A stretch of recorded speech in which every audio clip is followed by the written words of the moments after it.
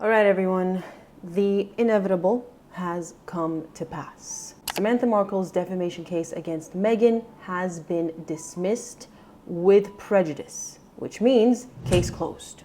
For those of you who've been subscribed or watching my videos for at least the last 2 years, you would know that I expected this to happen. Back in early 2022, when this case was first filed, I made a video going through with a fine-tooth comb every single one of the claims, and I explained why I thought that the case was quite weak, much to the disappointment of many people who wanted to see Meghan fail. But here's the thing.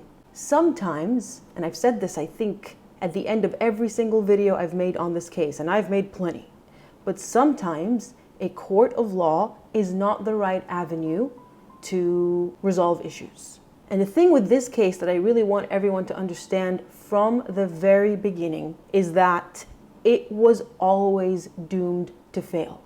I held out some hope when they were given leave to amend and to add defamation by implication as an additional claim, but unfortunately that too fell flat on its face. Now look, I'm not here to candy coat anything, and I'm certainly not here to fuel the fire of conspiracy theories about the judge being biased or, a Democrat or bribed or any of those things. I have covered many cases as a lawyer, and I've developed an eye, as any other lawyer would, for deciphering whether a judgment is logical, sound, or there's something iffy about it.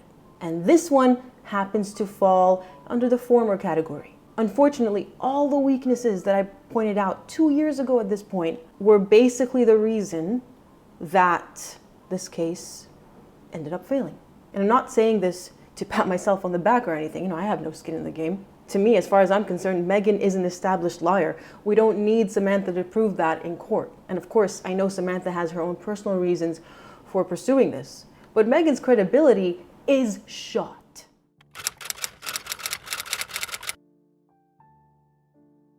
So, in a nutshell, the two defenses of opinion and substantial truth were essentially the nail in the coffin to this case. They're not the only nails in the coffin, but they were the most primary. In terms of the Oprah Winfrey statements, that Meghan barely knew Samantha, and that she was virtually a stranger, and that they didn't grow up together, etc., all of these were found to have been protected opinions. If you're wondering why, again, I refer you to my second video ever made on this topic, but essentially, an opinion is a subjective thing.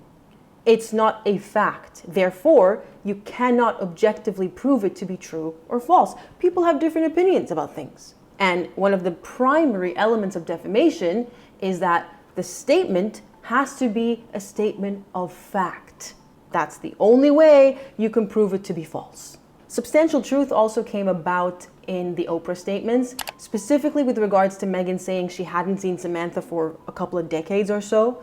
And Samantha came back and said, well, that's not true because we spoke on the phone and the number of years is not true. But the defense of substantial truth has the word substantial in there for a reason. The statement doesn't have to be entirely 100% true to the very word.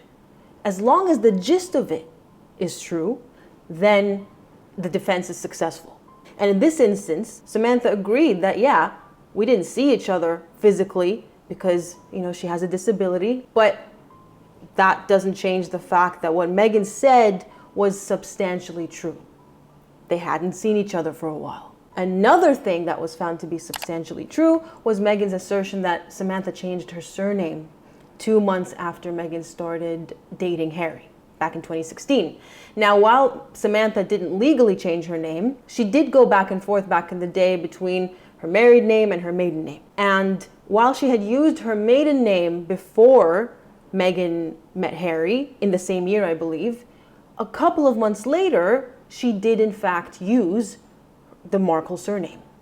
And so again, unfortunately, the gist of the statement is substantially true.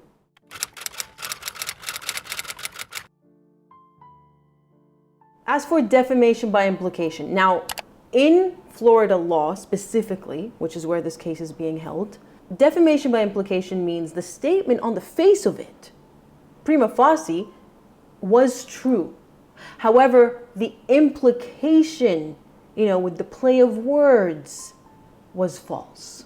And without going into any detail, the main reason that Samantha's claims of defamation by implication failed, even though Meghan Markle is the master of implications, we all know that. But the problem is, Samantha still insisted that the statements on their face were false, not defamation by implication. So in order for this claim to have even succeeded, Samantha had to acquiesce that yes, while the statement on its face is true, the implication it's making is not only false, but it's harmed my reputation in a serious manner and has clearly identified me. These are the elements which I've mentioned before. And that approach was simply not applied by her legal team. And so, defamation by implication also failed with regards to the Oprah Winfrey statements and even the Netflix statements that were added later.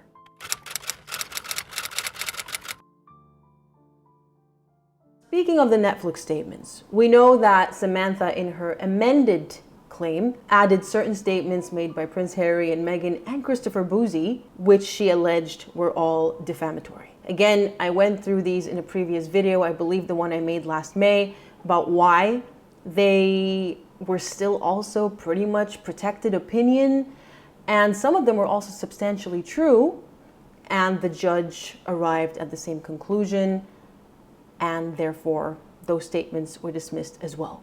Examples of these statements were Meghan saying she didn't remember growing up with her half-siblings, because Samantha insisted they cohabitated in the same house, and Meghan didn't remember that, which, you can't really prove that a person's memory is true or false.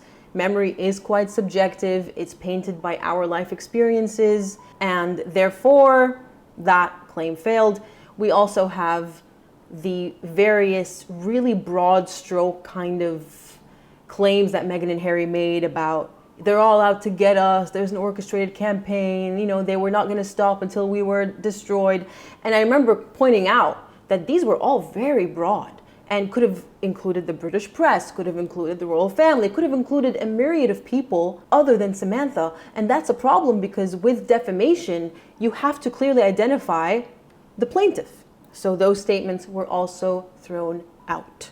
With regards to Christopher Bouzy, I recall arguing that as Meghan specifically was named as an executive producer, not Archewell, Meghan Markle, or Meghan Duchess of Sussex, was credited, she would therefore be, in my opinion, responsible or liable for what Christopher Bouzy said on her documentary, because she had the final say, along with the other producers, on what to include. So the judge said at this point, at the level of a motion to dismiss, it's too early to determine that.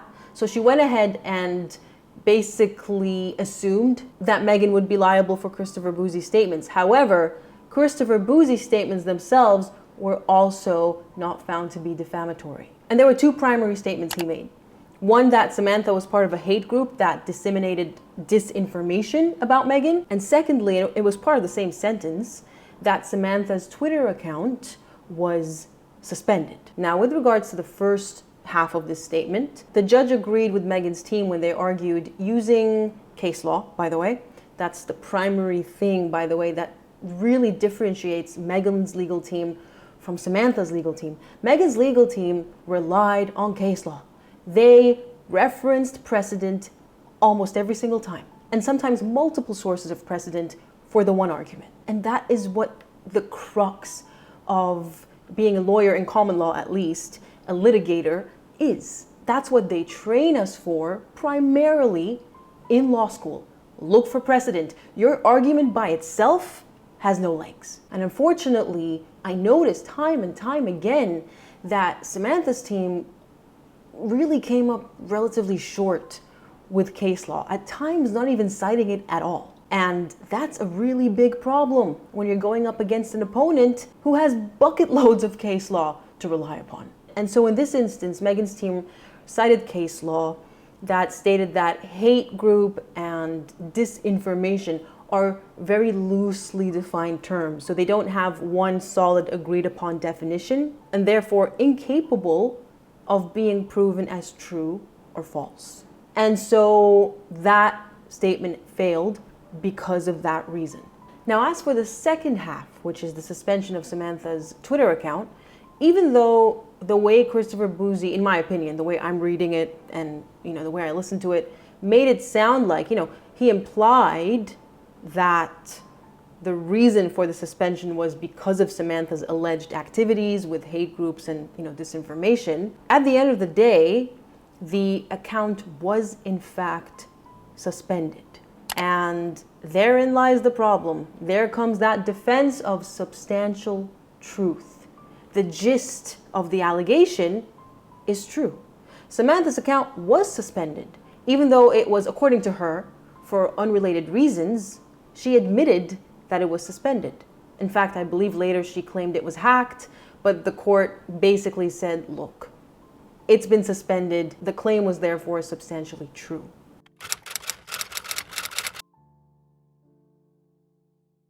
There's also the element of harm to be done to Samantha's reputation. The threshold for harm when it comes to defamation law is quite high. Many jurisdictions are adding, very recently with reforms, the threshold of serious harm. Because a lot of people are taking advantage of defamation law to censor people and to silence them. So the courts have wisened up to this and have added that extra element of serious harm. And while not every jurisdiction employs it, it is spreading like wildfire. And in this instance, because of that high threshold, again, it is difficult to argue that Meghan claiming she barely knew her sister would so significantly harm Samantha's reputation. Also, I'm not sure what evidence Samantha has to prove this serious harm. I mentioned before that if she produces evidence of her book sales tanking after the Oprah interview specifically, and then maybe another sharp tank after the Netflix docuseries, or if she has some kind of evidence that people are shunning her in her community, she's being outcast, these things obviously would help, but I am unaware of any such evidence existing. And even if she had evidence, as I said, at the end of the day, the defenses kicked in and they were successful.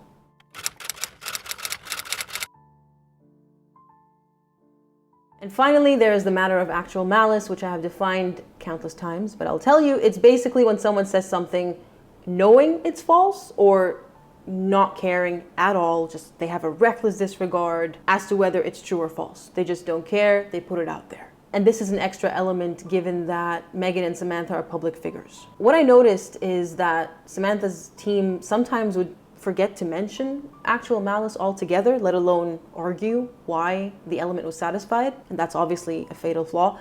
But also actual malice is a subjective test in the sense that it's what the defendant's mindset was when they made those statements. And so it depends on what Meghan believed at the time she was saying these statements. And because it's a subjective test of the defendant's state of mind, it would need to be proven with clear and convincing evidence. And I really don't want this video to blow out, but there are many examples where actual malice was held to have existed. For example, in Johnny Depp's defamation case against Amber. I do want to say that I acknowledge that Meghan is either a master manipulator by herself or is being advised by people. I mean, I wouldn't be surprised if she had to sit down with a lawyer before the Oprah interview and they clearly went through all the safe ways, all the loopholes to say things without any legal implications. Whatever it was, that's what she did.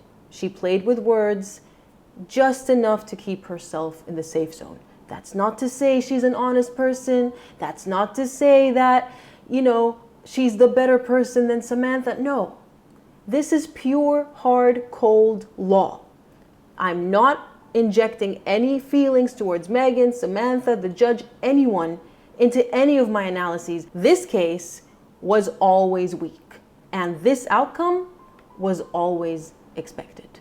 This is what I mean, by the way, when I have said countless times in the 4 years that I've been on YouTube dissecting defamation cases, I have said that they are incredibly difficult to prove. And considering the limitations on freedom of speech that they can impose, it's understandable why. The role of the court is to maintain that delicate balance between ensuring people's freedom of speech and protecting people from being defamed. It's a fine line to tread, and that's what makes it very difficult. I hope you're not too disappointed, and I'll see you in the next one. Bye-bye.